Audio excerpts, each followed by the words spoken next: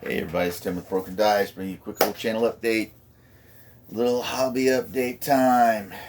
No units really are painted. Um, I got distracted, but next unit of cavalry is primed. Been working on my Sarrissa building, and then I did another little bit of terrain just for fun. Okay, let's talk about this Sarrissa building. They make a great product. They're easy to assemble. Uh, I like the way they look when they're done. But when I did mine, I put it together. I thought, God, it needs something. So, in my mind, I thought, well, why don't I just texture the walls so it doesn't just look like a flat piece of wood that's got some primer on it. Okay. So I began with obviously my test pieces, which turned out pretty good. I like that. I don't know if you can tell, but I don't think this looks as good as this. Now this has a little bit of a dry wash on it, very light wash on it to kind of pick out a little detail in it. So when you're working on a small section like this, it works out fairly well. Let's do a little bit of a review. The texture is made up of the snowflakes from Woodland Scenics, a prodigious amount of glue wall, and some water. And what you do is you get it to this, like a creamy, like a paste. And it goes on real easy. And it dries exceedingly hard. Really hard. So it's not going to flake off. Not by any stretch of the imagination is this stuff going to flake off. You pick it off, you can cut it off, but as far as, you setting it down and you got the little flaky stuff, sometimes when you get off of your basing, like maybe some static grass comes off or little bits of gravel or something if you didn't seal it very well. Not this stuff. This stuff is not coming off. So, do I like it? Yes and no. Yes on this side because it looks okay. Looks okay, especially from a distance. When I put it in the middle of a gaming table or at the end of an 8-foot table, it looks okay. We'll come back to that. This side, you ever do something where your gut is telling you you should do this, but what do? You override your gut and you just carry on. Well, I carried on and I should have listened to my gut, because on this side, let's not throw that on the floor. Whoa. You can see that there's a lot more texture, and let's see if can I bring it a little bit closer. There we go. You see that? A little pitted, a lot more texture. Although I did do around the windows better than I did on the other side. You see that? How it's very textured? It's quite what I was going for. And what happened was, when I was mixing it up, it felt a little dry. Like I should put a little water in it. I thought, it'll be all right. Have we ever done one of those? I've done those several times in my life where my gut response is one thing, but I overthink it. And that's normally what happens with me. I need to listen to my gut, because a lot of times my gut's better than my brain. Second thing, when you're doing something like this, make sure you got the right tool for the job. I used this. And from looking at it, you think, wow, it's a fairly good size piece of equipment, Tim. I should have done a good job. Not when you compare to the length of the building and the length of the the touch that you have to have from one end of that building to the other to get that real smooth. When you're working on a test piece, which is only this big, look how big, in comparison, well, that's pretty good size. Not when you're working on a piece this long. It really doesn't cover enough area to give you that really nice, smooth, flat. I could have used anything. Heck, I could have used the backside of this MDF piece and taken it just right down there, and it probably would have done the job. But I didn't. And when you combine this tool and not getting your texture just right, your consistency, that's what you wind up with. Okay. Enough of the bad part. But at a distance, again, it kind of catches the eye. We'll come back to that. So, when I was first looking at it, I was first getting my materials together, I put on one, I think of either this last video or the video before, I showed you where I had put some on a black piece of foam board and made like a big blob out of it. And I was talking about the texture and stuff, and it's very interesting how this stuff all dries together. I don't know what this stuff is made out of, but between that and this glue, it almost wish I knew the science about it, because it gives it an interesting texture, something I think that we could utilize doing a lot of different things. And one thing I'm going to do is use, I think I mentioned this last time, use it in making clumps for my snow on bases, and then because it dries in such a way, and then put some more snow on top of it. Bingo. I think that'll work out just fine. So back to this test piece. And so what I did, what am I going to do with that now? I got this big glob of stuff on there. So what I did was I made a pond. Here we go. Made a pond out of it. Got some stones and stuff. We'll talk about the stones here in a minute. Just a little piece of scatter terrain. Was something I just had lying around. Some clump foliage, static grass, rocks. It'll be fine on the table. What I want to talk about the rocks, since we're on this little piece here, is right here. Let's bring this over to where the camera can see it. These rocks right here, all the rocks on the base here. I hate painting rocks.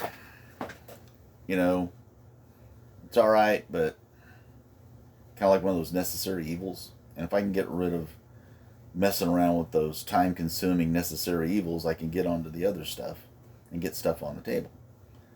So what I do is I take, here's my arm. I take this.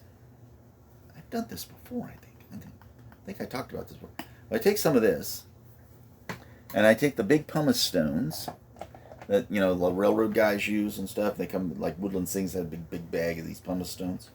And what I do is I'll put the stones in here in one of these little utilize one of these. I keep these things, and I keep them around just to store stuff in. And I'll just dump the rocks in some of that stuff, swish them around a little bit so they get a nice good covering on it, and just leave them, let them soak it up, and then come back a little bit more and let them soak it up some more, and just stir them around in there, and they'll come out with this little adhesive side, which is funny. They stick together, and then this is what they look like. There we go. Look at that. And these have been in here for quite some time, and that stuff, eventually it all evaporates out. The water all evaporates out. It all dries up, and you're amazed. I love the color of these. It's like I don't have to paint rocks, which I think sounds funny. You paint rocks? Yeah, I used to paint a lot of rocks. Then what I did, so I thought, well, if we're going to do rocks, let's see if we can't combine these materials together and do something else. Well, I have these rubber foam, rubber molds to put plaster in to make rocks, which eventually you have to paint. So I was thinking that stuff was so hard and has such a weird, a nice texture to it. I'm wondering if I can use that. Well, I put some of it in here. What I'm finding out is that it's going to take it a very long time to cure. A very long time to cure that thick. Okay? This might be one of those that it sounded like a good idea at the time, but in reality, just because how time consuming it is, and you know, if I leave it somewhere long enough, a year or something, it might cure hard enough to get out of here without ripping it apart. But I'm not so sure I've got the patience for that. You know, we'll get back to that. Here I got some of the smaller ones. I've already tried to remove some of these because I thought they were cured up enough, and the center is not nearly as cured as I'd like to be. And I do believe this is from the batch from the side of the wall that I wasn't really happy with. So the mixture isn't quite right either. So I think this is going to be a lost effort here. Okay, philosophy time. Let's talk about our hobby time. It's limited. Most of us are adults, and we have tremendous amount of other responsibilities that we need to take care of.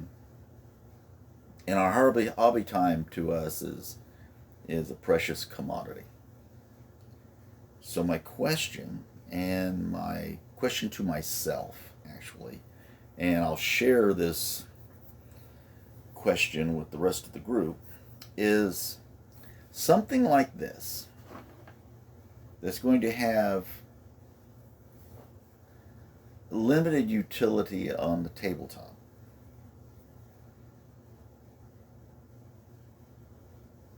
Going to be worth the time, money, and energy spent in getting it done, as opposed to spending that same amount of time, money, and energy on doing a project that has more utility for the tabletop. Painting more models, basing more models, assembly, priming. Oh gosh, there's a whole litany of things. Kit bashing for one thing you can do. Is taking time to do something like this going to really give you the bang for the buck that you're looking for on the tabletop? And as I set this on we normally play our games on a 4x8 table, and sometimes bigger if we ever get around to doing it again. I'm really wondering if the detail of this is really going to matter that much. And perhaps I should spend my time doing something else. Now, beauty is in the eye of the beholder. What is valuable to one is not necessarily valuable to another.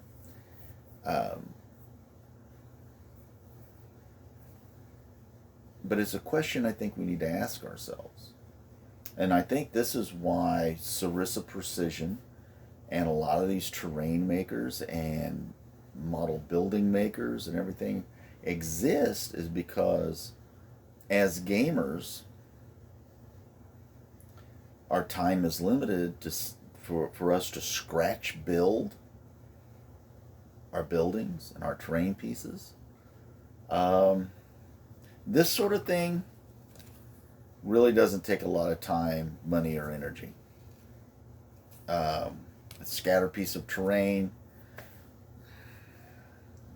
like that doesn't really take that much time, but it's very decorative and it stands out on the table. because this is all white, and even if I get the wash that I want to do it with, it's not going to it's not really going to be super detailed. So I'm wondering how much you're really going to really notice it when it's on the table, as if it's not like the ruined temple I did about a month ago, where it's imposing and on a hill, and it really stands out. But it's also a ruined temple, so there's not a whole lot of extra detail to it other than some broken stones, broken statues, and stuff like that. I wonder, what do you guys think? How do you spend your time, your money, and your energy? And how do you decide where that all goes? Well, I have limited time. I just thought this was a great idea to do, and I just wanted to give it a look and a feel. Although this led me to believe I could do a much better job than what I've done. I fooled myself, but it's okay. But again, is it worth the time, money, and energy it's going to take to complete the entire villa this way, along with the inside trims? Now that I gotta go back and repaint over where I did the wood around the interior windows and everything, I got to do the windows on the outside, and then I'll probably have to touch up the paint on the outside of that because it's so close. It's probably going to get something on there. I can't paint without wearing it. Time, money, and energy.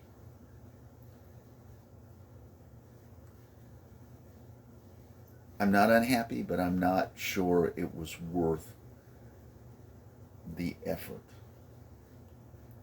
Even if I had done a perfect, seamless, smooth job, which I did not, would it have been worth it? I don't know. Sometimes it's just the experience, but I will tell you one thing. Thinking about that led to that piece of terrain, which will lead to other pieces of terrain, using that technique for making blobs for snow and terrain pieces and filler and stuff like that. Because I tell you what, using that stuff for a filler, wow, your stuff is not going to crack. I can tell you that. You mix that scenic snow stuff, and I don't know whether there are other stuff. I don't know. This is, the chemistry would be beyond me, my limited knowledge of it. Why it reacts that way with this glue all stuff, but it is, it really, it dries hard. It does not come off. Does not flake. So good job or bad job, it's on there to stay. It is on there to stay. It's not coming off. Not by any stretch. And then that side, not, other than that little top imperfection up there, where I didn't quite get that in there, which is okay. I mean, perhaps maybe that will give it a little bit more table interest. I don't know. But it was just kind of a philosophical question to throw out there to everybody. How do we spend our time, our money, and our energy in our hobby? I'll talk to you next week. Everybody have a great weekend. Happy July the 4th.